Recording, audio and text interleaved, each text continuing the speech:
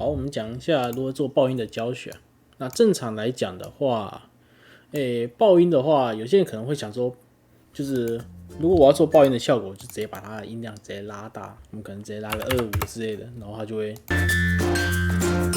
有一种这种爆音的感觉。但说真的，其实没必要拉到那么大，这样其实就蛮伤耳朵的。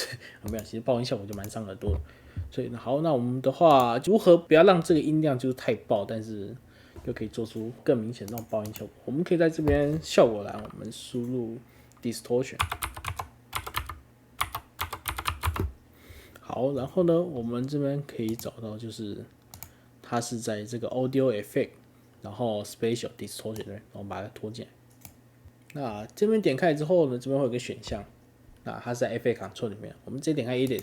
好，那我们这边的话其实有很多模式啊。那如果要做出爆音的话，我们这边直接点这个 massive pen， 你就会发现会变成一个非常直的图案，你应该知道很不妙哦。好，我们来播播看。好，那东西你就可以个别自己去做调整。好，那另外同场加印一下，如何做出这种可能爆音旁边会有一种那种有点猎奇的效果？那这边的话有个东西叫做 posterize。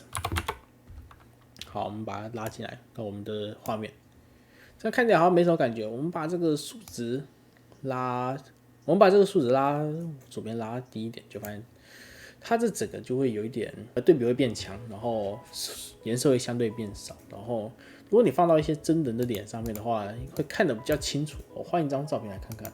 好，放上来之后，把它拉小一点。对，这就有点恐怖的感觉哦。好，那今天的话就先讲到这边。那我们是阿康，我们下次再见，拜拜。